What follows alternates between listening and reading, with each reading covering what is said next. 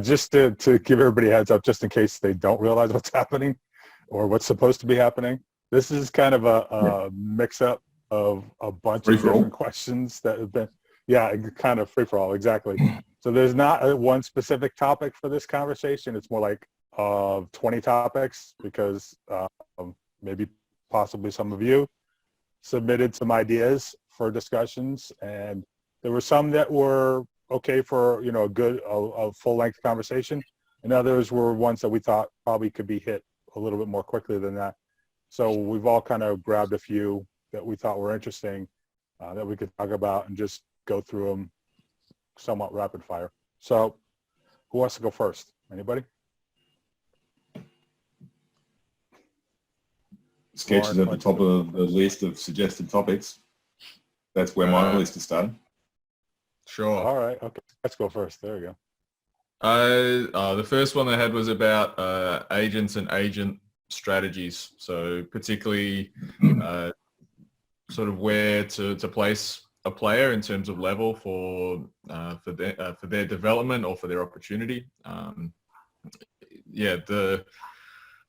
The agent strategy idea, I guess part of it is the agent's job is to get the player a job where they can make money and hopefully do well to get more money in the future.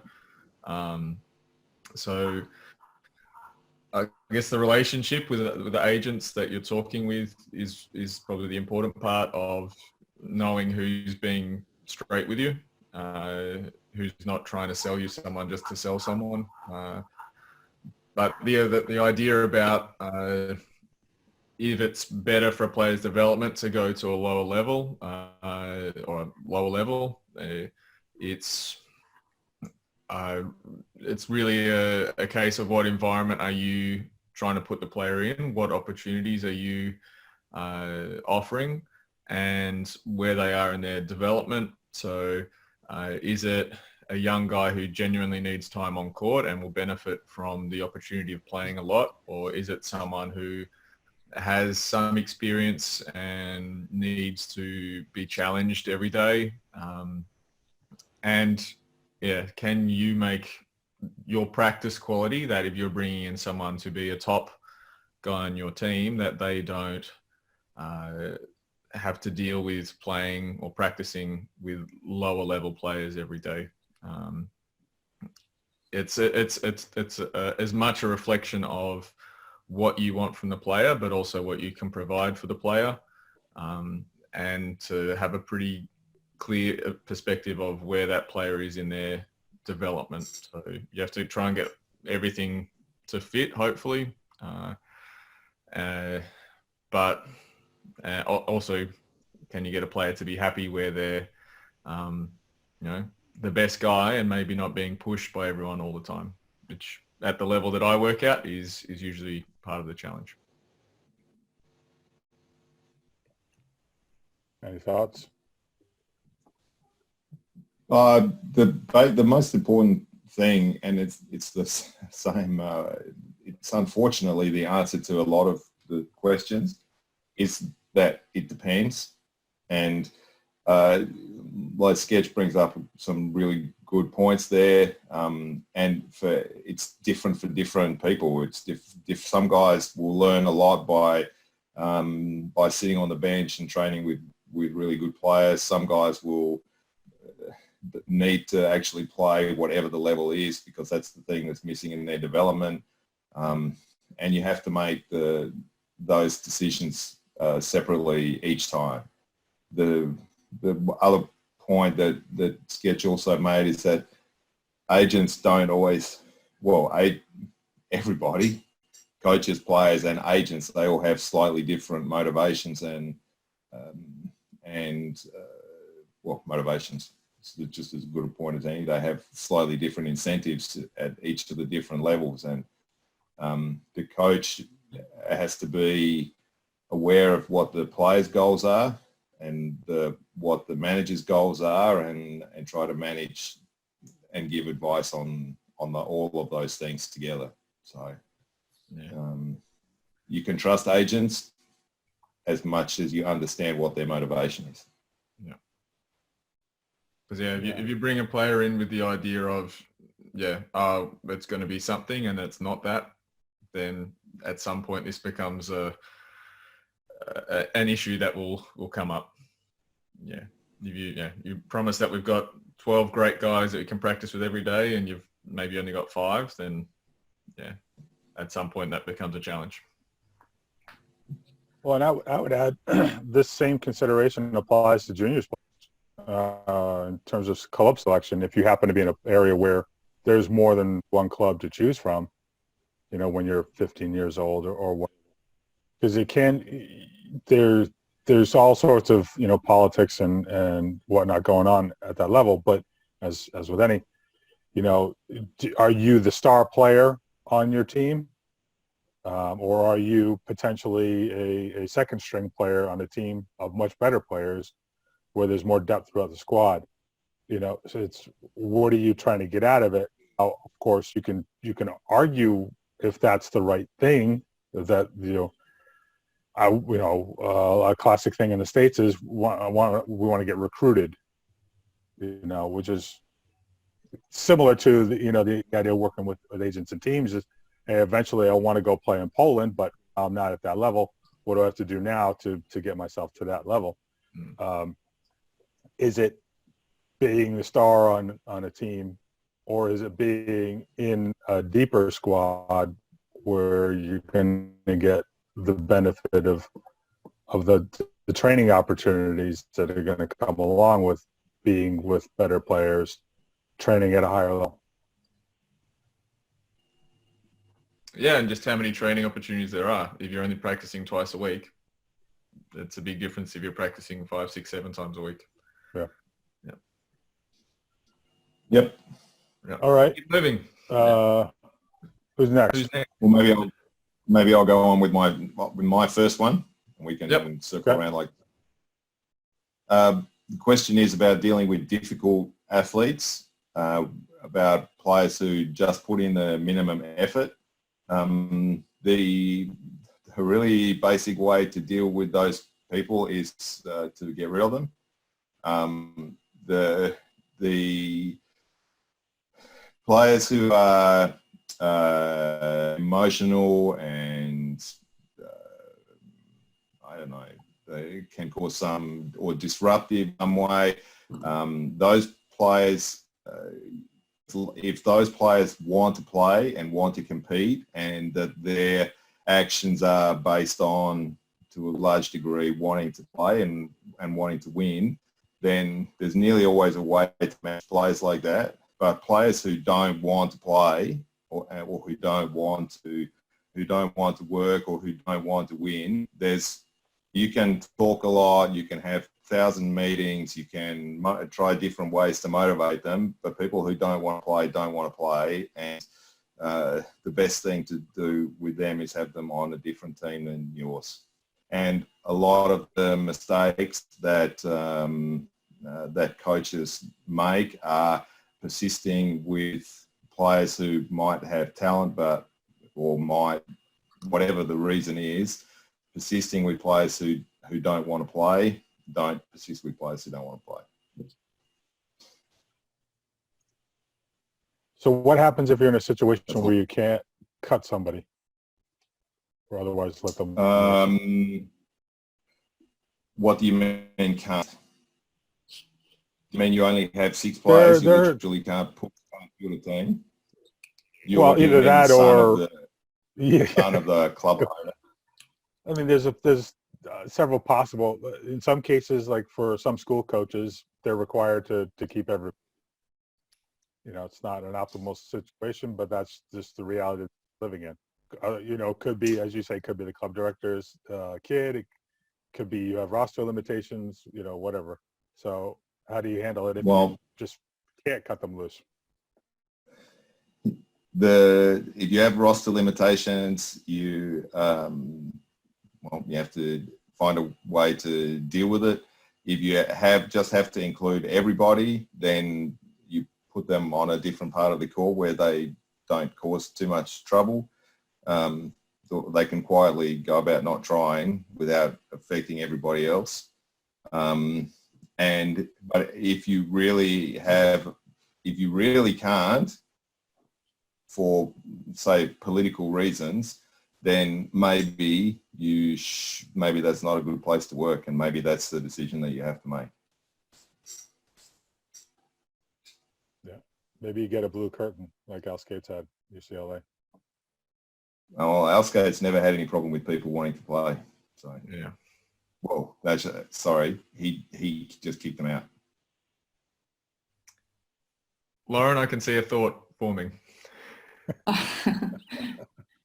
No, it's just, I think what Mark said about it might not be a good place to work. It's wherever you go, front loading your expectations and what you want from a program, or how you're going to coach and stuff like that. And if that's accepted in your workplace, then usually you're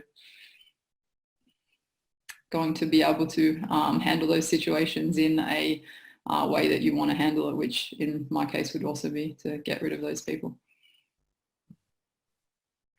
All right. And to expand the point, or to emphasize the point that Lauren made, you have to make decisions on your goals have to be aligned with the goals of whoever it is you're working for. Otherwise, everybody's miserable. Yep. And in the very first instance, you're miserable. After that, probably everybody else is as well. But your goals have to be aligned with the goals of the organisation that you're working for. Right. Didn't expect that Lauren, question to end up. I'll just go completely off topic and start from the start that I have. It's about the arm swing. There was a question about where the arm swing should finish. Like, I believe the question was, he was talking with the head coach that he wants to force people to finish crossbody with the arm swing. And my sort of thought on that is it's like probably the wrong question to be asking. The arm's going to finish where it finishes, depending on a little bit your technique and mostly where you're hitting, and trying to change that is going to probably actually cause more injuries than not, because you're just working against momentum, and there's a lot of muscles that don't like that. So I would be looking more at what you're doing before, like, are you trying to have a high elbow, which I would not necessarily be teaching, and yeah, rather than really that question of where the arm ends. I think it's going to happen pretty naturally. Yeah, I think the point about the arm finishes where the arm finishes. If you're a right-hander hitting from the right side and you're trying to play cross, and there's going to be some sort of cross-body action, and rather than fight to try and bring the arm a certain way, let it flow. And yeah, if what's leading up to it is solid technique, there is some resistance or some impact from where your arm goes through, but it's far less than what's happening before the contact when you're loading. So letting it flow in the most natural way, as is appropriate to the shot that you need to play from the position that you're in. Rather than try and force something that is changing momentum or direction for the sake of a specific technique. Yeah, and I would add on there, especially with regards to serving, the people that coach players on a float serve to pop, to basically stop your arm swing. And you see it sometimes with spiking as well, where they're kind of like trying to stop at the top in some way and just focus on a snap over the ball. I don't see that one quite as much. But there's this idea that if you stop your arm swing at the moment of contact with a serve, you get a better flow, which is just not scientific. The ball's already gone by the time you would attempt to stop your arm. Yeah, so there's no benefit to that. Yeah. And now you're putting all the strain on your shoulder muscles to try to decelerate your arm rapidly, which is counterproductive. So, okay, Liam, back to you.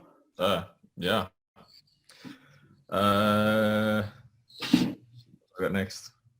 The impact of a country's culture on their national team's culture. And should a coach consider more of the impact of a country's culture when going to work abroad? So I think having Mark here, this is pretty relevant. I know it's something that our work with the Australian national team, we talked quite a bit about having things feel an authentically Australian way that we play and present ourselves and behave. So for us, that was pretty a reasonably intentional thing to foster that. And I'm sure Mark can weigh in on that. But also you look at other teams from around the world and there is a distinct culture, but how much of that is a society thing and how much of it is just that group of guys? Like the French team currently, their attitude and behaviour, the team Yabu stuff is that group of guys. And I wouldn't say that's explicitly French. It's the personality of the team. But then you look at some other teams and you go, yeah, they're super Italian, Serbian, whatever. But I think Mark might have some input on also from broader experience that the culture of society around and the teams and how that reflects on court. My experience in this is that the culture, whatever the social culture is of a particular country is, I think that to a large degree that's overrated. So I don't think that there are as many differences in culture as you go through different countries within reason that people think. There's not a massive difference between Dutch and Germans and French and Serbians and whatever that means. There is, however, a difference in the expectations that players have when they come up through a particular playing culture or a particular training culture, or that you have to that somebody has to navigate. And if you have this, that's not an exact question, of course, but if you have players from multiple volleyball cultures, so the volleyball culture part is more important than the national culture, I think. Mm-hmm. Brazilians have a completely different expectation of practice than Serbians do, and Americans do, and Japanese do. And if that's related to their national culture, it's not really important. So to swing back to the question, you have to have an understanding of of the expectation of the players that you're playing with. And you can't ask French to be disciplined in the same way that you can ask a Russian to be disciplined. You can't ask an American to focus on defensive drills in the way that you can a Japanese player because of the way that they've been brought up inside the game.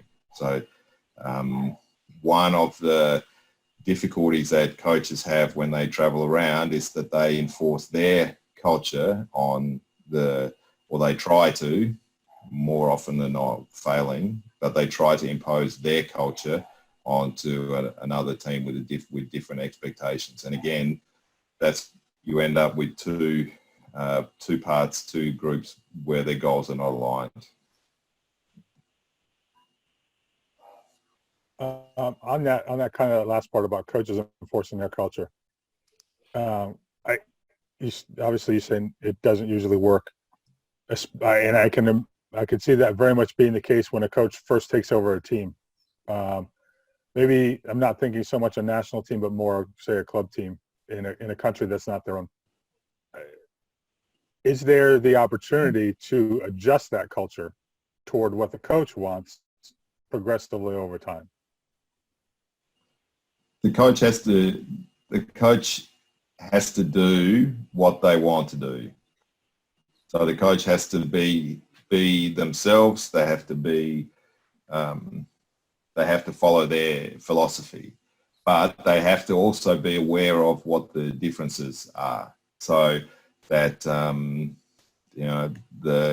if you have a lot of, and the first one that jumps into my mind is maybe an Italian coach is used to having a long list of rules, and going to a different country, you can't have a long list of rules to work with if people don't react in the same way. So you can perhaps train in a certain way, but then you have to be more sensitive in other areas. You have to train in your way, but in other areas, be sensitive. How you deal with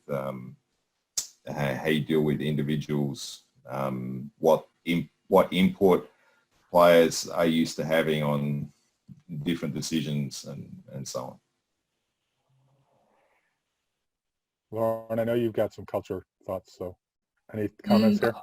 No, I mean, yeah, I agree with Mark in terms of like coaches got to put their own philosophy on things. The only thing that sort of jumped to mind was maybe a little bit more for American coaches if they're coming to Europe, like just understanding that the sense of patriotism, it's just not quite as big. So if you're trying to play on that in like a lot of different countries, some countries, I would give Switzerland as an example, then it's just not going to be a helpful sort of thing to play on. So just some small different culture difference that I would have run into coaching different. You got Serbia on the other hand. Yeah. Sure. Yeah. I've got one young guy on my team who he has Serbian family, but he's super proud to be even part Serbian. Like anytime Serbia does anything good, he's got his practice T-shirt on, and Totally. Yeah. Poland is the same. In my experience, Canadian players have been like that as well. Just really absurdly patriotically Canadian.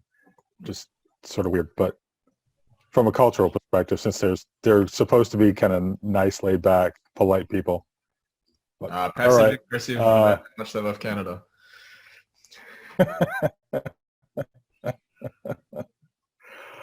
Okay, I think Mark, you're up.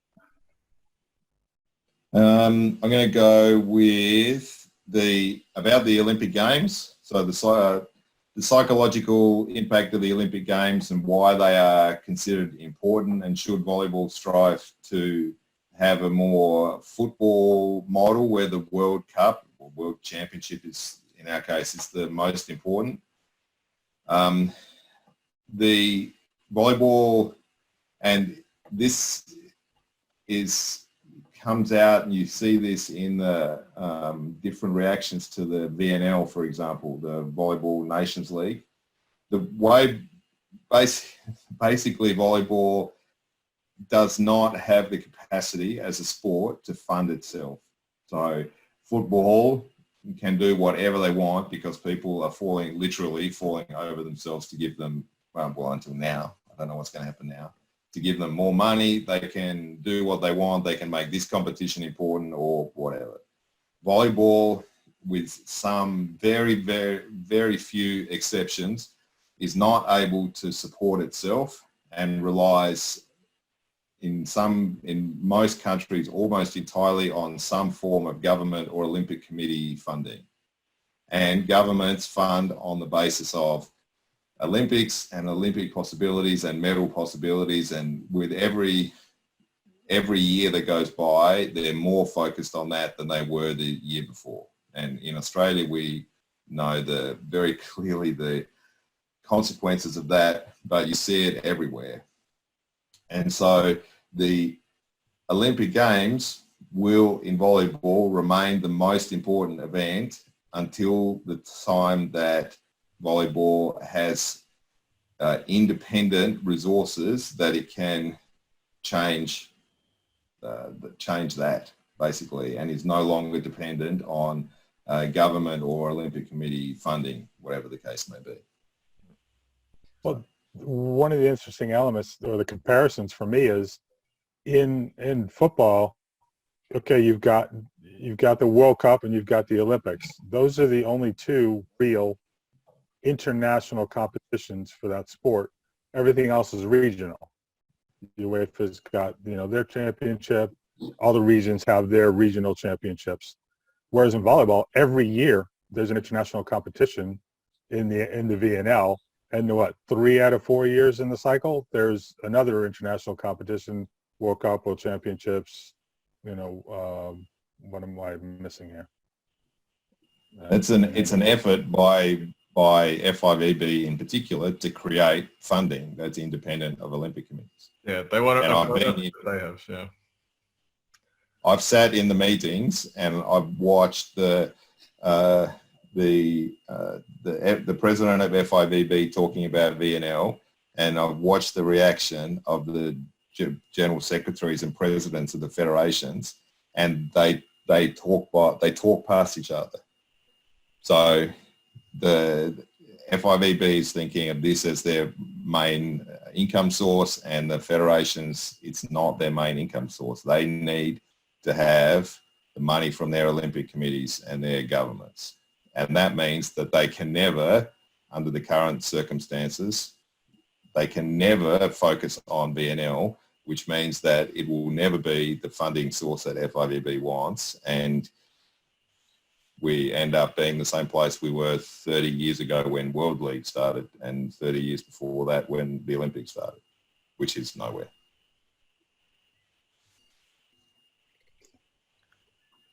Well, and the dynamics between the FIVB and the regions is completely different than it is between FIFA and the football regions. I mean, FIFA only needs that one event to make its budget for 4 years. I mean, they make so much money off the World Cup, but you know, if FIVB had an event like that that brought in tens of millions of dollars, it'd be an Hundreds of millions of dollars. I mean, it'd be great, but it would be interesting to see how that worked through in terms of the politics of the, yeah. Well, you know, after it leaves into certain pockets along the way, who knows what's actually left over. Yeah. Anyway, because I didn't bring this up in the beginning, as Mark reminded me, guys, if any's, you're welcome to sense just as normal, so feel free. Use the question and answer function. Lauren, what do you got for us? On any topic. Yeah, on any volleyball topic. Volleyball topic. Not stupid injuries. Yeah. No, we've already done that, that's why. Yeah, we covered that one, yeah. I don't know, I've got a list I didn't tell you guys. But yeah. Okay, so next question. Why are so many female teams coached by men but not one male team coached by a woman at a professional level? Yeah, it's an interesting topic to me, to say the least. So I have quite a few thoughts on it. I don't think there's many female coaches in general in Europe. So in the highest leagues, even in women's, let alone in men's. So in men's, I'd say there's at this point 0 that I know of.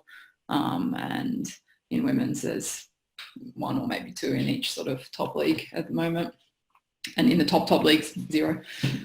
So the big thing that I sort of like to get across is that, like, we don't want what we don't see. So it's the same as any profession in the past where it's male dominant.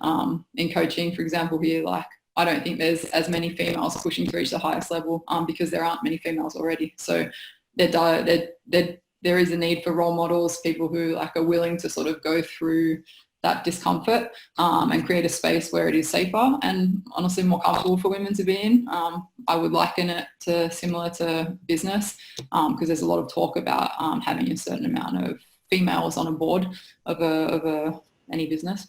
And the main premise of that is, like, I guess, enabling other women to see as possible and not cutting out half the population. So the argument that I always get back to me, which I had very recently, is that by forcing, for example, to have a certain amount of women on a board, or for example, in America, maybe to be on staff in a volleyball team, you aren't able then to choose the best of the current available talent. But I see it in reverse. The issue is that the best has a certain standard and norm, and it's chosen by people who are honestly usually men, with a prejudice, which is totally normal, towards what a leader should be, which traditionally are fairly male attributes. So forcing, like, companies that we have seen happening, like, to have more women on the board mean there are more women aspiring to be there, that it is possible, then all of a sudden you double the amount of people with expertise rather than missing out on some really talented people, half the whole population, just because of a historical norm. So I like truly believe the same thing is currently in the process in coaching. And when you compare America to here, like it's just billions of years behind. So we don't know what we can't see. It's going to take more women to be in these positions to keep going, and hopefully kind of, for lack of a better word, like inspire other female coaches to push and to show that this is actually truly a career. Yeah. The generational perception, in that if you grow up seeing something as something you can do, as opposed to growing up and seeing that there's no one who looks like me or has the same gender as me, or someone you can identify with in that role, that it takes it's harder to get that in your head of that's something that I can do.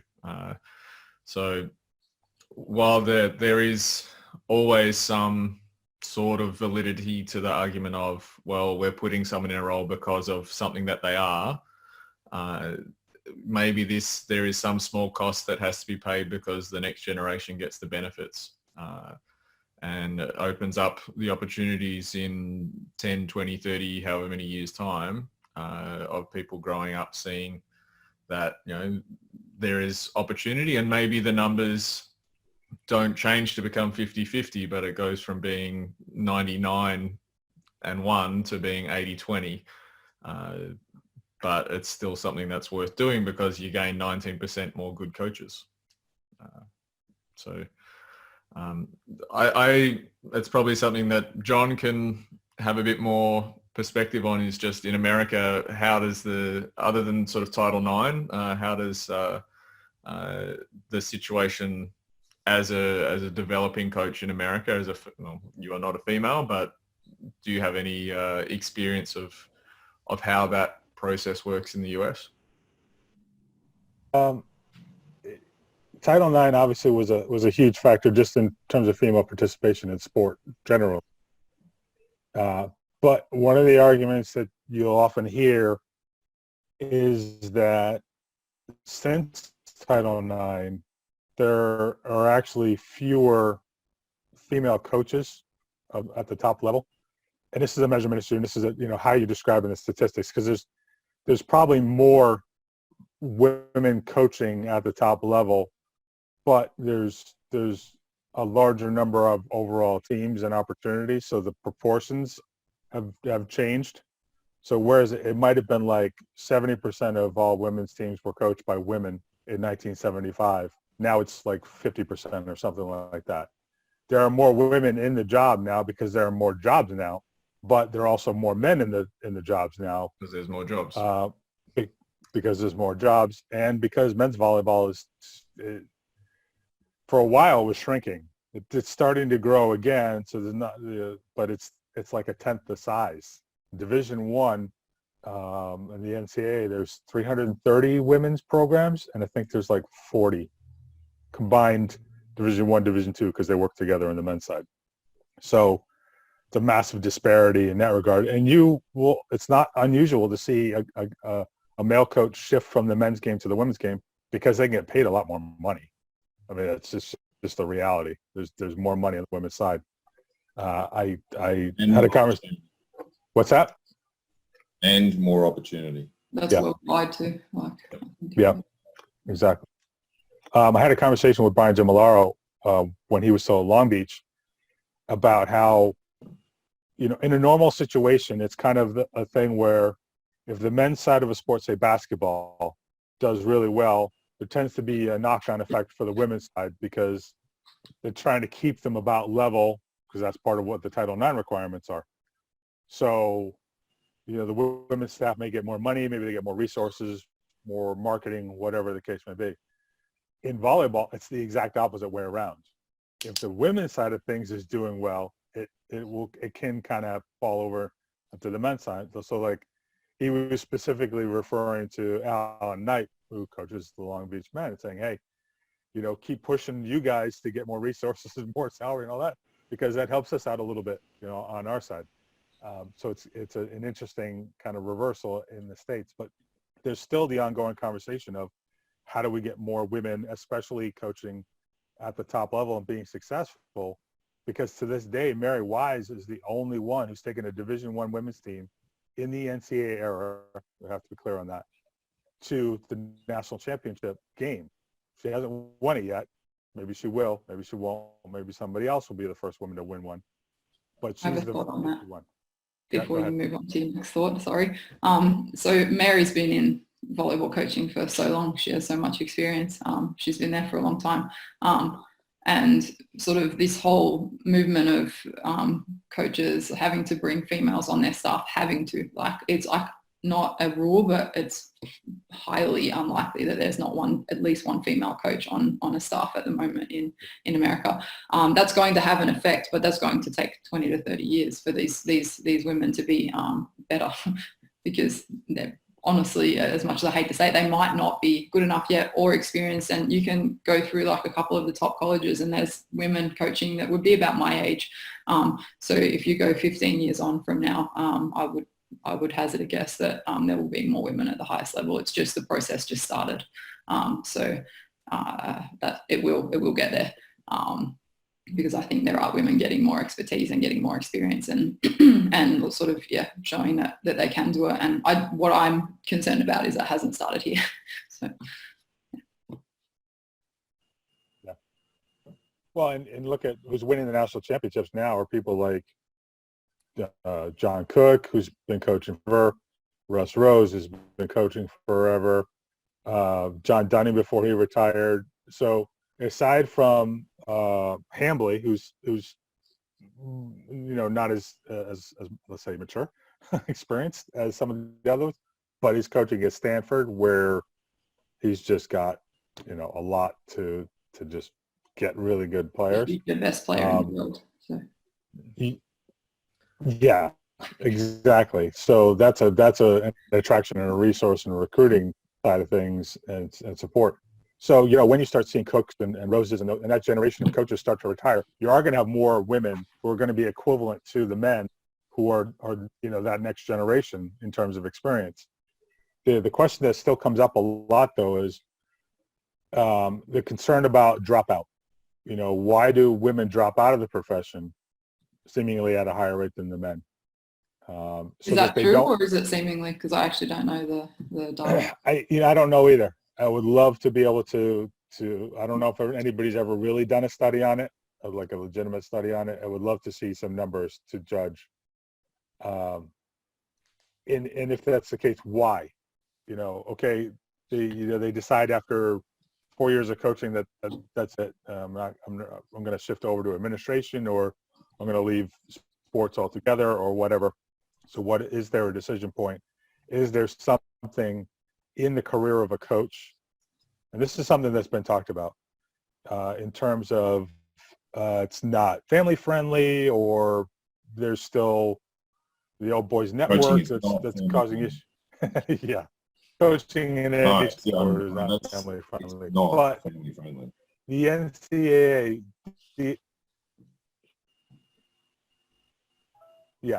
well, the NCAA has tried to do some things to help out a bit in terms of having dead periods in recruiting, because obviously that's a huge factor for any coaches traveling during the spring and whatnot. But there's only so much you can do. There's still going to be tons of work to be done. So yeah, we're obviously clearly ahead of Europe because we got an earlier start in terms of encouraging women's inclusion on staff, but there's still a lot of questions out there as to could it be better. All right, have we gone on? Yep. I guess that cycles you back, Liam. All right. It's from there's a question about from someone writing about young coaches or sort of newer coaches. What can coaches like me can do or should do to work with a professional coach and later be one of them? Work hard with kids and wait for an opportunity. Wait for a coach to notice me. Train as many teams as possible. Go be an intern. Make contacts with top coaches. Ask questions. Learn from them. On and on. Yeah, I think for the three of us, we all have come from slightly different starting points. So this is, yeah, probably for me, the interesting part of this question is how do people end up where, working at a similar level, kind of starting from very different places. Yeah, I didn't come from a particularly good playing background, so I was coaching more when I was playing, and something that Laura and I talked about the other day is that I could make a lot of mistakes without anybody watching, because I was out on the back court somewhere with two or three people. Someone's parents were there, and that was about it, as opposed to and have no reputation as a player, so people aren't expecting anything from me. But then the first conversation I think I ever had with Mark, that for me the important thing was keep saying yes to opportunities and then figure out how to make it work. And that was for me the best idea of saying, okay, that's a team that I would like to coach, or a coach I'd like to work with, or something that will make me better. Say yes to it, and then find a way. Sometimes you need to be proactive. The situations don't always pop up, but yeah, to go and talk to other coaches, to do things like listening to the conversations that have been happening, to build a network.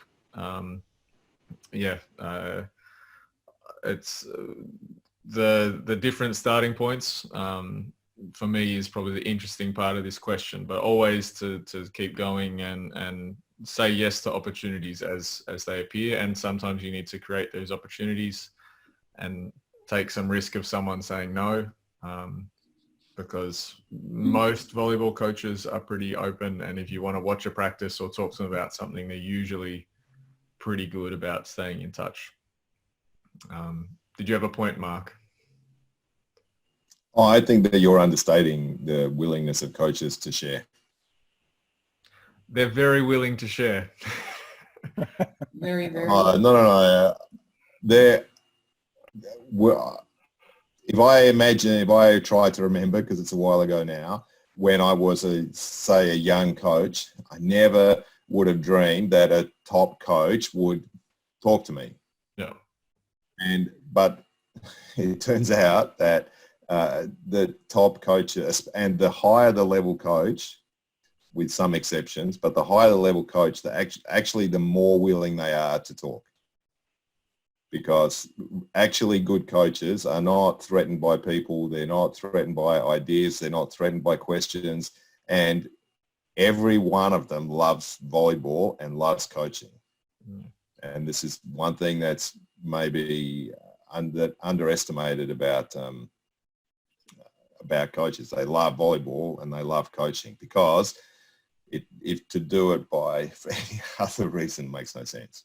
So they're actually much more willing to have a conversation, to interact with people than let's say I thought when I was a young coach. I shouldn't project. So.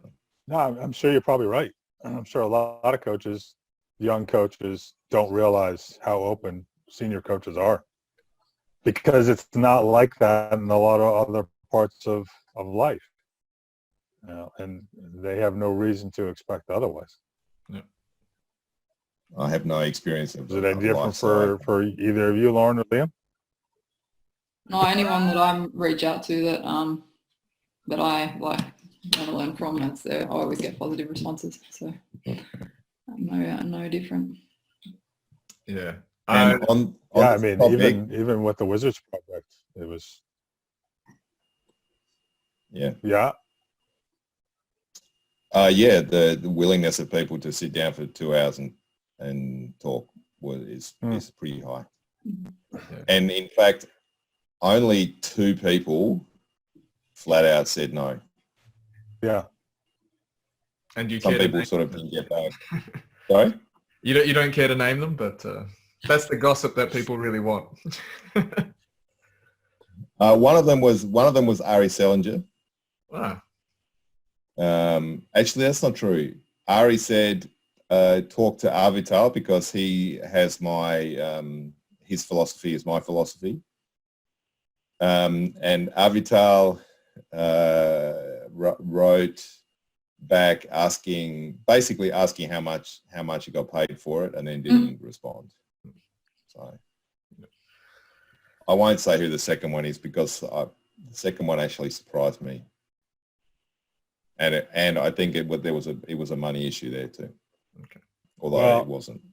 There's a third one who also said no, but I seriously doubt there was any money involved. Sue, not Kazansky, because obviously we talked with her. Woodstra. Oh, Sue Woodstra. Yeah. Yeah. Some people said no because they didn't think they were worthy. Yeah. Of being called a wigwid. Yeah, that's true.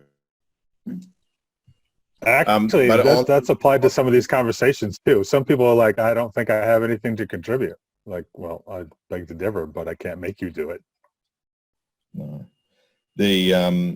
To come back to the topic, and it's probably a reasonable point to make under this heading, is that I as a coach have employed two people who cold called me on Facebook. So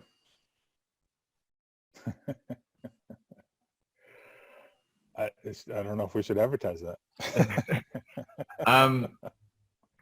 Part of this links into something that I know Mark has at least shared the thought on of sometimes the best way to get better at coaching is to coach bad teams or teams in difficult situations. But I think using that and the self-reflection and being able to say, did practice achieve what I wanted it to achieve? Why not? What can I change? What can I do better? But then to combine those sort of challenges as a newer or developing or younger coach with having someone to talk to and to bounce some ideas off or to get some critical feedback. Because for me, I coached lots and lots and lots of juniors before I got a chance to coach seniors. So for me, there was a lot of learning of what I needed to do with teams, particularly the technical element, which you have to have the competence in. And then the challenge later was more the management of other adults. So for me, a lot of the development was the gaining technical competence. And then the greater challenge for me was how to transition that into coaching the team rather than just teaching the skills. Yeah, when I interviewed Mick Haley for Wizards, and I had asked him about career advice for coaches, he very strongly recommended, it's great to be an assistant coach and work with experienced coaches and get that mentorship, but you got to get out and do your own coaching. Find teams to be where you can be head coach, juniors teams, club teams, whatever, and get that experience at the same time. Yeah. The other thing I would throw in here, just in response to that question, is you can't be passive about it. You can't sit back and hope you get spotted, hope somebody comes in and snatches you up. It doesn't work that way. Yeah. That would be pure blind luck.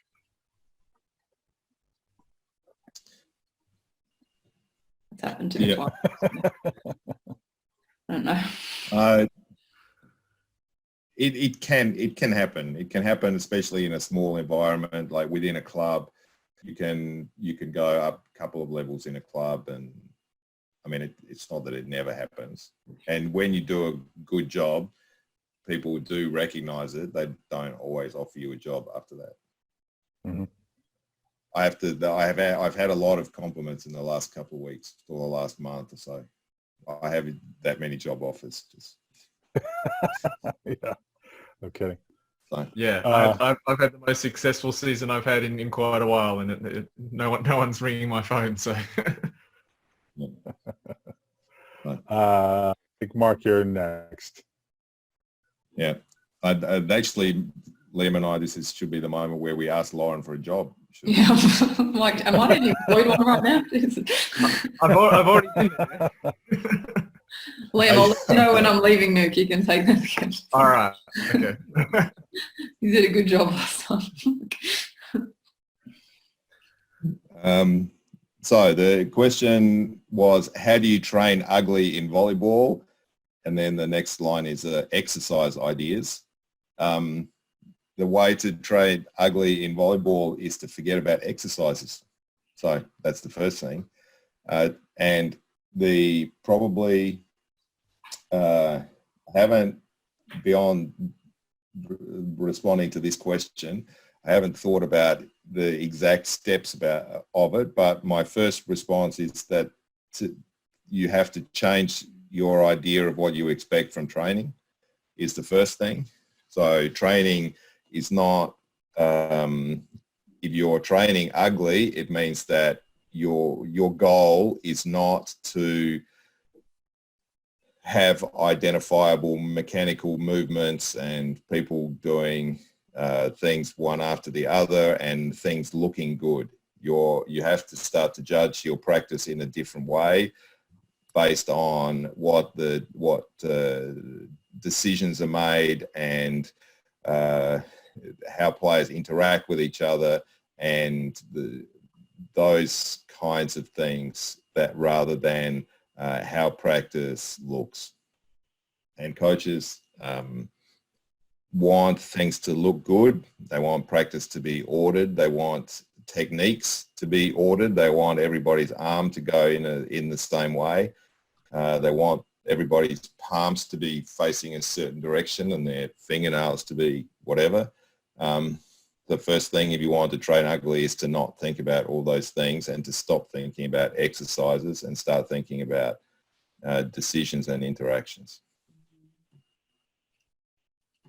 That's a good answer.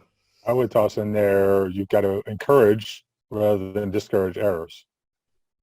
Because part of being ugly is making mistakes, making lots of mistakes. I mean, that's kind of a feature. Learning through the mistakes you make rather than, trying to make everything, as you say, look perfect, to look pretty and clean and neat. It's something Tom Tate talked about in his Wizards interview. Tom was the kind of like the grandfather of Penn State volleyball for both the men. He started both the men's and women's programs when they became NCAA. Eventually handed off the women to Russ Rose, obviously, and it kept the men for a while longer after that. And he basically said back, in his early days, because he actually came from track, he said he would beat anybody at a practice. His teams practiced beautifully. They looked great in practice. They couldn't beat anybody when it came to an actual match because they didn't do anything that actually looked like a match looks, which is, kind of ugly. Just as someone who I think serves more errors in a women's team than a women's team's ever seen before, I don't know that it's encouraging mistakes rather than just like accepting that they exist and like making sure that we move forward from them in like an appropriate manner, which generally means like, did you learn something from it and can you do it better the next time? So I wouldn't say like I don't give a rat's ass about errors in a game whatsoever, but I'm not necessarily telling the team to make them in training. I'm trying to teach them how to do different stuff, which often results in a bunch of errors. But like if they're sort of objectively analysed, then and teaching that sort of part of it, then we tend to, funnily enough, get better and somehow make less errors in games as we're being aggressive. So yeah, the errors that are occurring in service of something else, as opposed to errors in service, that the in service of an idea. That we're pursuing something and learning requires some sort of failure at some point, because if everything's easy, then we're not obviously challenging ourselves. So, that you say, I want us to be able to do this thing and we're going to try it and we're going to figure out which bits we need to maybe pay some more attention to, or we're going to play in a way that is going to result in some errors. and we move on and attack the next ball to win the next point. So yeah, but I think Mark's thing of what you expect practice to look like, yeah, that's probably the thing. And I guess almost leading back to the question that I was talking about is, as a young coach, you think a lot about drills and what are drills, and particularly with junior players, you seem to have a lot of technical focus. Yeah, that part of practicing ugly is it should look like volleyball, and errors happen in volleyball. So. Okay. Say hi to Ben. Okay, Lauren, you're up. There was a question on the impact of coaches in a player's development and improvement. Why the same player flourishes under one coach and regresses significantly under another. Regresses, seems like a strong word. I can't say that I've necessarily seen that in particular, but I do have a couple of examples from my personal experience. One would be when I was playing as a setter, having like one or two coaches that were extremely controlling about what I should do in different situations, to the point where like I had to look at them after a point, and they would tell me where to set and things like this. I absolutely did not thrive under that environment.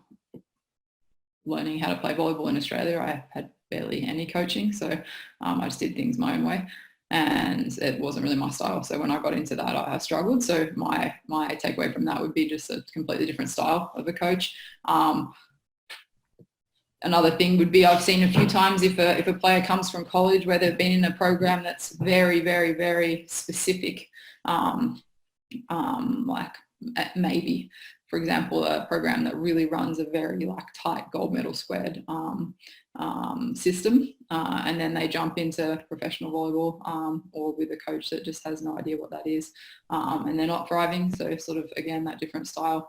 And yeah, the other sort of main thing that came to my mind was just a player that I would have recruited, or a couple of players, honestly, that have come from places where they've been, for whatever reason, I have no idea what goes on there, but like their confidence has just been crushed. So they don't like volleyball anymore.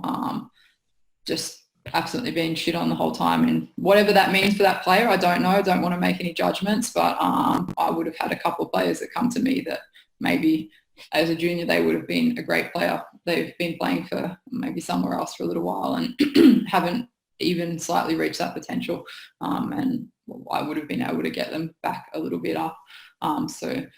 Yeah, mentally breaking down people, I guess, would be the only kind of thing that I would see people regressing, because otherwise, like, the more you're playing, it's a matter of time and the experience you get, and you do tend to get better regardless of how good or bad your coach is. So. There's a couple of those examples that are the same thing that I was thinking of the beginning, and that is on this topic, is that coaches, despite what they might think, have more potential to create damage than they have to create improvement. And there's a famous line from the famous Italian coach about Trapattoni, said that a good coach can make a team 5% better and a bad coach can make a team 60% worse. So some variation of that. And there's a lot of things that coaches can do to make players not like volleyball, for example, or control players that makes them worse. But it's not there's a lot more things that coaches can do in that area, and those are the things they need to avoid in the first instance. Funnily enough, I read that on one of Mark's blog posts when I first was 2 minutes into coaching and had no idea what I was doing, and have kept it in my brain ever since. That, well, how can I not stuff up this game today? Because that's probably all I can do. So. Yeah. My first 2 seasons, that was the whole idea for me, was just don't make your players worse. Don't stuff it up. Yep. Yeah. Oh, the first time I was a head coach. I was coaching in a tournament, and I after seeing the competition, because I had never coached in that competition before, or even played in it, I kind of looked around and went, okay, I got a pretty good team here. How do I not screw that up? How do I, it's just, how do I put them on the court in a way that's going to let them play the way they can play and, you know, and do as little as possible to get in the way of that? Yeah, I get a little frustrated. Oh, sorry, Mark. No, go. I get a little frustrated when coaches are will say to me that player they can't handle it, or they're not mentally ready, or things like that. And often it's like Mark said, it's got to do a little bit more with the coach's behaviour than maybe the mental toughness of a player. Though that often can be improved, and they can learn how to deal with different situations. It's just the impact that you have, like to absolutely crush a player. It's there. You have that power, so don't do it.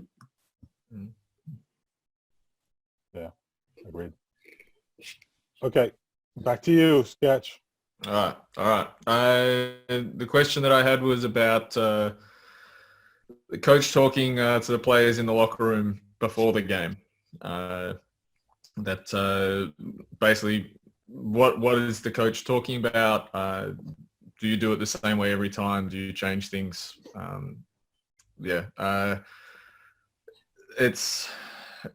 I think a lot of it is also like, I think it's totally fine that you talk to the team before the game, but it also is, part of it is how much practice and how much time you have had with the team preparing. So if you're in a team where you're practicing every day and you're only playing once a week, then hopefully the ideas should be reasonably well seated by the time you get to the game. And it's really just, let's touch on a couple of points and get everyone's head in the same space. Sometimes that meeting might be more important to making sure that the game prep is being communicated.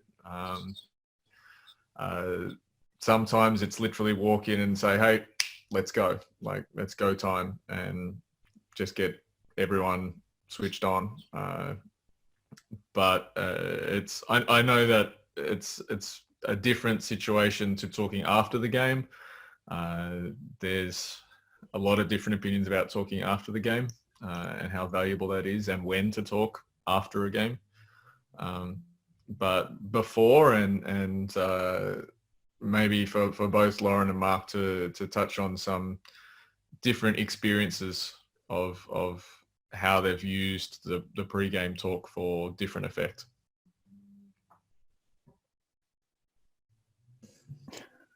I'm not a big talker, especially pre-game. The main thing is the talk that you give to a team is about an hour before the game. So in terms of emotional readiness, there's nothing you can do to prepare the team 1 hour before, because the first thing that they're going to do when they go out of the change room is some slow stretching, which is relaxing, calming activity.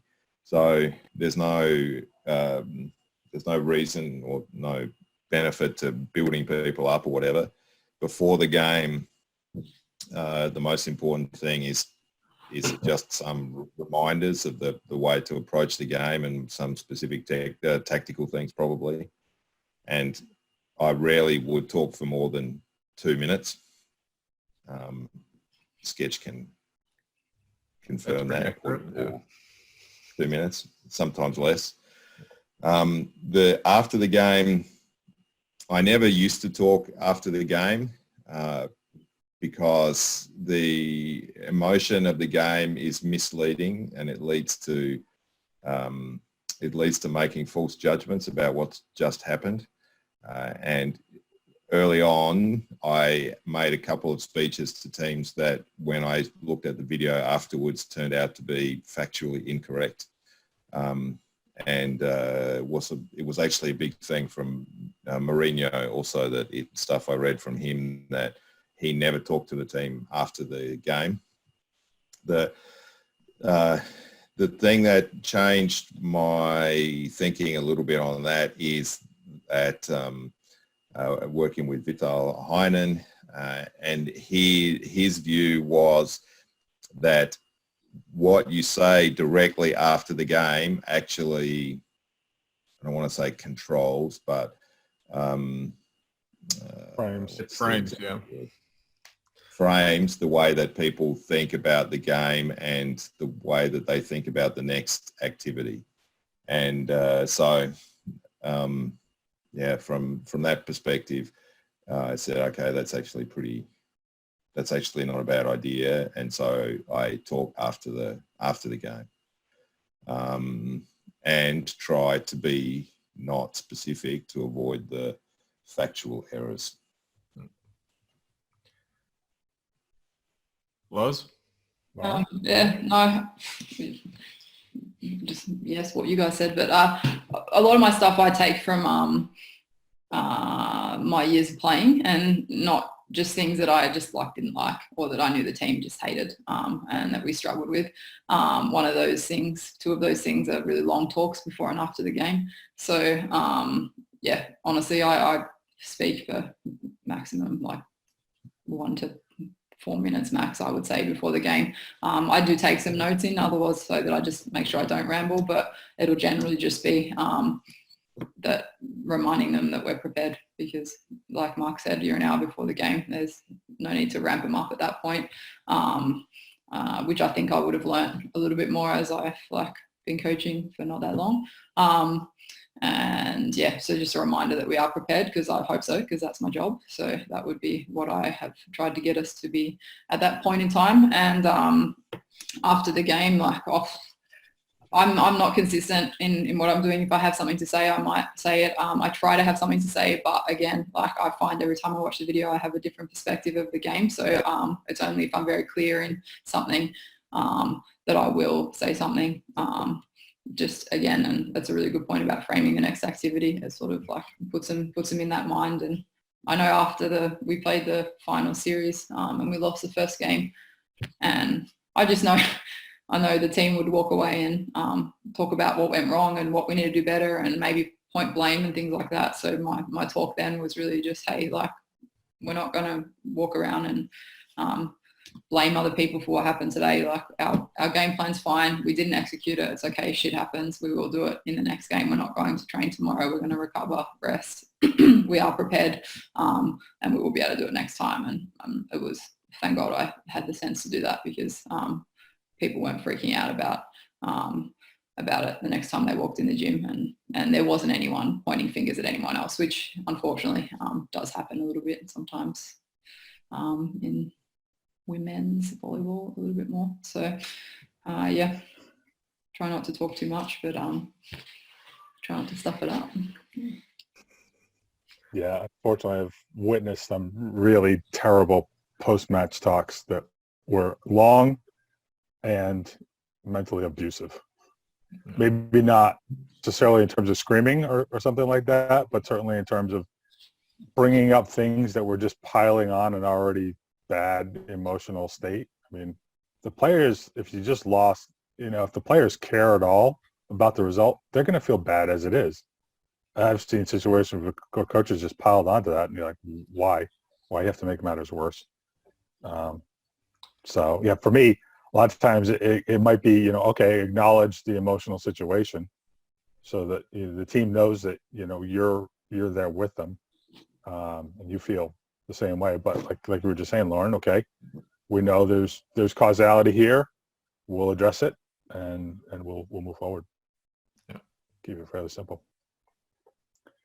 Okay, Mark, I think you're next. What bothers the experienced coach the most when seeing new or young coaches' practices? I'm going to speak for myself here, because probably every coach is different. But the thing that bothers me about practices is seeing things that have no connection with other things. I particularly dislike seeing drills where that stops in the middle of a rally, in whatever way that is. So if there's an action where you play the first and second contact but not the third, or you play the first and then you catch it, and anything where players catch the ball as some part of the drill, except for some warm-up exercises. But I want to see things that are connected with each other, because that's volleyball. The second one is now I suddenly can't think of it. I'll let you guys jump in while I remember my second point. Loz, you can bail him out.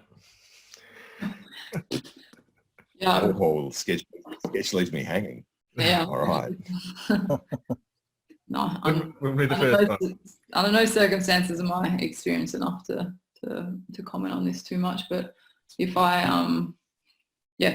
things that I just think are waste of time, like that's just not volleyball stuff. Like what Mark said, the catching the ball after the touch is insane. And I get a lot of girls that come into the team and they're like, "Do we play on?" And I'm like, "Of course we freaking play on. What do you mean play on? Like play on? We're like, it's volleyball. Like we play until the point's dead." Like, so this is something that though I haven't seen a lot of gyms, if I'm being honest, beyond like really the junior in my club kind of stuff. Then those big things are just that like really not doesn't make sense to what actually happens in a game, or maybe you're not starting a drill off enough and an exercise or like a game off enough with the serve pass situation, and I think happens a lot in women's volleyball, which leads to poor serve and pass in game situations, which is fine. I can exploit with my team, but like really interesting to me that's a thing that we do, but it doesn't have a side out or the break point portion of volleyball in it. So that's it. As a junior, if I'm watching the junior levels, then it's just kids doing nothing, standing around. When there's always scope for them to be involved in things and learning, even if it's just like reading a situation rather than actually having to get to touch the ball. Like if you have one ball and 50 kids, then it's just that kind of stuff. Yeah, having as many cues that the players need to learn from the game. And including as much of that into any drill is something that I look for. Like, is there, if you've got a guy standing, can they go and do a block move so that the defenders have something that they're actually practicing what their eyes are going to do? Just keeping on, adding stuff rather than being really closed and specific, just to add as many parts that make it look like the game, because coaches throwing balls for people and not letting kids make the mistakes to learn, and the coach's job is to give the technical feedback to help the kids learn the skills, and then you build up as they improve. When coaches assume that players can't do something and then don't let them get the opportunity to get better at it. Yes. And one specific thing that comes up into my mind there is coaches who throw the ball for spikers. Mm-hmm.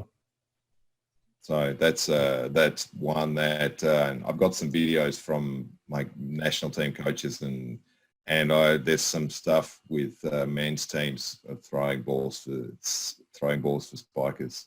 It's the weirdest thing ever, but that's when I see it with the young coaches, then I really don't like that. And the second one that I remembered is when coaches ignore the timing constraints of the game. So when the free balls or the extra balls in a drill come in too fast and in ways that are pointless, they're just balls are bouncing or flying around because players don't have time to refocus on the next action. And the most particular version of that is fast serving, and I really don't like fast serving. Serving and receiving is the one thing in volleyball where you A, have time, and B, because of that you have a set routine that's part of the the skill. And if you don't practice the set routine, then you're not practicing the skill. And servers who don't then defend is related to that too. I don't like that one. The experienced coaches do that too. I'm really judgmental about people's practices, actually. The two for me are a practice that doesn't seem to have any point. Like, I can't tell watching your practice what you're trying to accomplish. You'd hate my practices then, John. Yeah, mine too, probably. Well, I mean, from seeing your practices, Mark, I can can hear you talking to the guys about what you want them to focus on and things like that. So I can get an understanding of what you're trying to do. But for me, like for example, when I was in England, a couple of my uni players wanted me to take over coaching their women's club team.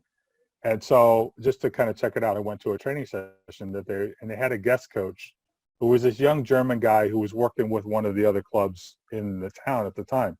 He was like on an internship, something like that. So he came in and basically his practice was a collection of seemingly random exercises that it was like, okay, this is a cool thing and this is a cool thing and this is a cool thing. I'm just going to turn it into a 2-hour session. They had a match that weekend. So like, shouldn't your practice have some point at all? And B, preferably, shouldn't it be kind of maybe preparing for the match this weekend?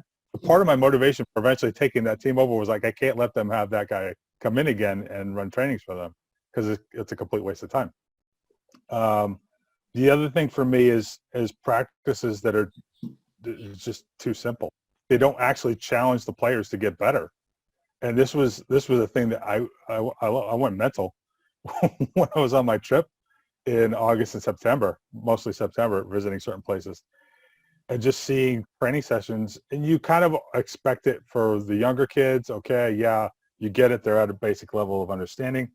But when you're watching U18s, and they're doing a lot of the same drills as the U12s are doing in the same way, and you're going, okay, shouldn't these players have learned this stuff, like these specific platform, positions or whatever, 6 years ago when they started playing? Why are you spending so much time on these basic things when they should be challenged? Because they're not being challenged doing this stuff. So I was going a bit squirrely watching that sort of stuff. Okay, I think Lauren, you're next, right? Yeah, but I don't know if I have any more on the list. Yeah, does anyone else have any questions I can contribute to? Yeah, there's several more I know that we're working through. All right, Liam, back to you. No, I had my last one, so you keep track of what we haven't answered yet. I'm just going off the notes that I have in front of me. All right, Mark, back to you. All right, I'll go one last one just so I can have the last word. I still got a look, so this may not be the last word. No, not really. The one about data analysis on the most important skills or positions for successful teams. There are people that have done some version of data analysis of what are the most important skills. So you need to kill X number of balls from position 4 or whatever. I don't have a lot of faith in those kind of things because there are lots of things in volleyball that are very poorly analysed, particularly blocking, because the best statistic that we have for blocking right now apparently is some version of blocks per set, which I'm on record and just wanted another opportunity to say it's the stupidest stat of all time. So my answer to this question is to look at a match report and to look at the skill on the match report that you do the most. If you look at the match report, you will see that this thing that you do the most in a game of volleyball is spike. So this thing that you should be practicing the most in volleyball is spiking. The thing that you should be practicing second most in spiking you can't see on the match report, but you have to infer that the thing that if spiking is the thing that you do the most, the thing that you do the second most or equal most is blocking. And the next thing is setting. And then somewhere down the list is reception and serving in that order, not that order, serving and reception. So the thing that you need to practice the most to win the most games is spiking against the block and defending and playing volleyball. And serve and reception is the thing that you need to do, let's say, the least. Which, of course, is contrary to basically everything anybody else ever says. The game starts with serve and pass. I'm shocked. I'm shocked that I Although said the game different. does actually start with serve and pass. But yes, that's not the point. The commonly repeated mantra that volleyball is serve and pass is, it's one of those things that sounds wise, but unless you think about it. Or you're coaching 12 and unders. And then mostly serve and maybe sometimes pass. Yeah, that's a slightly different thing because if you're coaching 12s, that winning the game shouldn't be your focus. But, okay. If it is, then serve is the answer Agreed. to the question. Yeah. All right. Okay. So I've got this list. One of them, Mark, I think you brought up, causes of conflict in a team. Do they differ from male to female? I have no answer to that question. Have no answer? Okay. I have no idea what causes conflict in women's teams. So I would say not a heck of a lot different than what causes conflict in men's teams. There's maybe some nuance. if you're able to make that point, I'm not. So All right, Lauren, what do you think? Yeah, I'd say it's a little different, but more the solution to it is a little different. I guess the things that I would find that pop up in women's volleyball that are causing conflict is really just like, I mean, the list is very long, but the overall reason is that somebody's offended somebody else, and that then needs to be resolved personally. Like, I would say that, like, as a general rule, girls are slightly more respectful or less inclined to immediately confront an issue that like occurs, or maybe somebody said something they've taken a certain way. So yeah, we're slightly less confrontational, again, maybe based on societal norms from a very long time ago. But so I'd say that that ability to sort of sit down and discuss between each other is I found, at least between coaching men and women, is more important in the girls. That I encourage them to talk to each other and sort through it, because though it won't affect necessarily the play, it'll linger there and affect sort of the atmosphere in girls. But in guys, it seemed, at least from my experience, to be a little bit more related to the common goal. If I got everyone on that sort of page, then that tended to not resolve everything, obviously, but like, I'm talking in big general terms here, but that seemed to be a little bit more important than it was to the girls. So. Right, yeah, the competitive outcome kind of moderates the rest of the stuff for the men as opposed to for the women. Does that sound about right?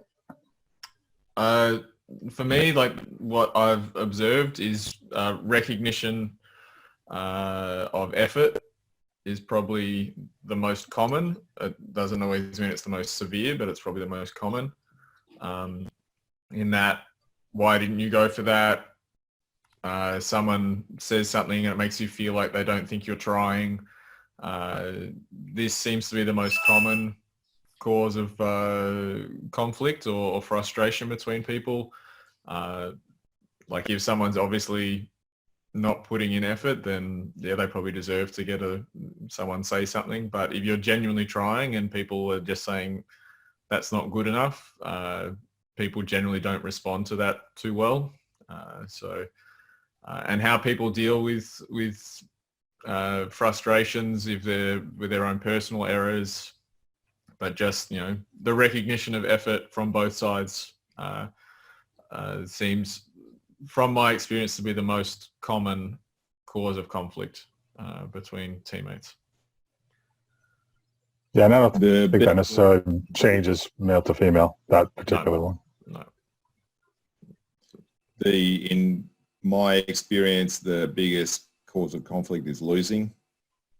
There are a lot of things that go on in the team that are always underneath the surface. There are always people who don't get on or have some small issues here or there with each other, with the coach. If you're winning, most of the time people keep quiet, because winning is everybody's happiest when they're winning, whatever the individual situation is. And when you start to lose is when those things that are already there start bubbling to the surface. The people who are unhappy are more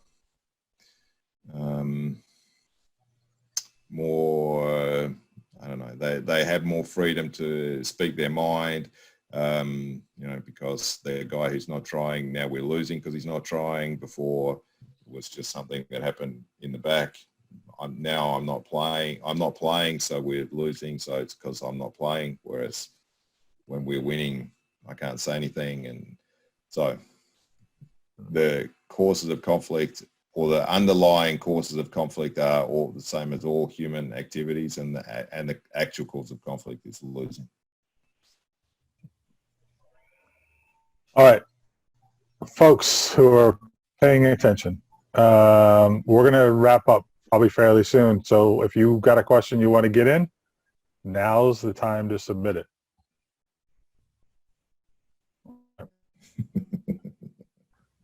Let me see if there's anything else that might be interesting to talk about. What's the big mistakes you made for years and got to know about rather late? Didn't coach soccer. Then I'd get paid.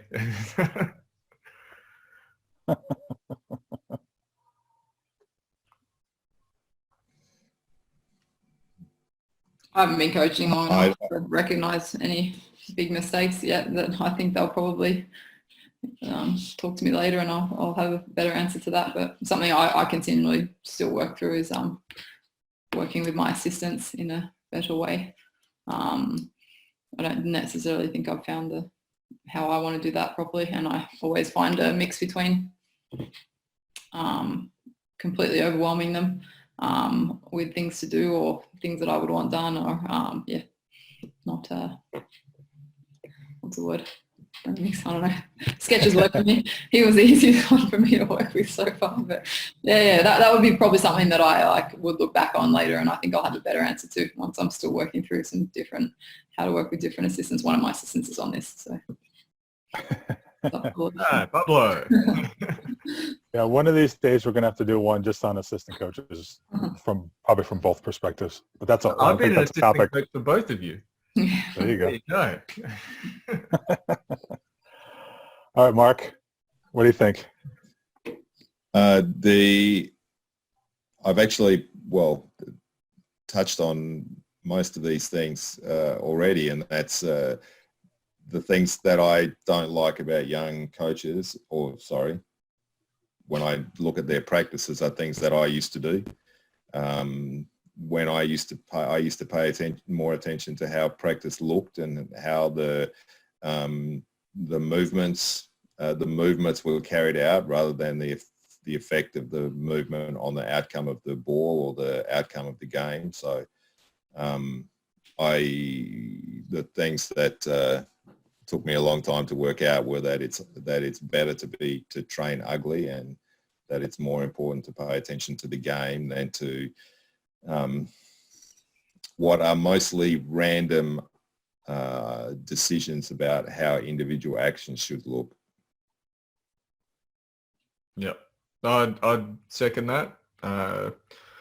the bulk of my coaching experience was coaching juniors or lower level teams where, from my perspective, that the technical element was such a priority of what we were trying to do. So I would like to maybe go back and try and do that a little bit differently, and to not stress about how the drills looked or how specific technical things looked, and think a bit more bigger picture. I probably ties together a lot of the stuff we've talked about, is the continual growth and development and conversation and self-analysis and receiving of feedback as a coach, and trying to tie all those things together. Something that popped into my head before is a lot of the top coaches that people might be scared of talking to have probably gone through a lot of this process themselves. So at least have an appreciation of the situation for people. So for me, that would have been the question of talk to more people sooner, because I didn't, either because I didn't feel like they were around or because I didn't feel like they would talk to me. That's probably the thing that I would change the most, because as soon as I started doing it, I realized it was really helpful. Yeah, for me, it was definitely Yeah, too many drills, especially kind of block-oriented drills. Yep. Not enough game-oriented stuff. And from that perspective, when I took 5 or 6 years off of coaching and came back, probably because I'd been away and I started, not quite fresh, obviously, because your history is still your history. But I was in a position to actually start the research process again, start learning again. And so new things definitely came in. And so I became much more game oriented at that point. You were going to say something, Mark? I'll add, firstly, I agree with Sketch, and probably even now I don't do that. Even now I don't do that as much as I should. But the other one is yelling at the players to try harder. I wish I'd done that a lot less as a young coach. Yeah. I don't know. Wish they should yell at you back, coach better, but That would be amazing to see. I might have seen that, not in my gym though. All right. I guess that's it. We can wrap it up there. Cool. Thanks all. All right. Thanks everybody for Yeah. coming by, and thanks Liam, Lauren, and John for the pleasant time spent together. Yes. My pleasure. Talking about stupid injuries. Maybe I'll make that an outtake. I'll put that up as an outtake. Well, obviously that all right. was my least. Have a good weekend, everyone. See you guys. See you later. Yeah.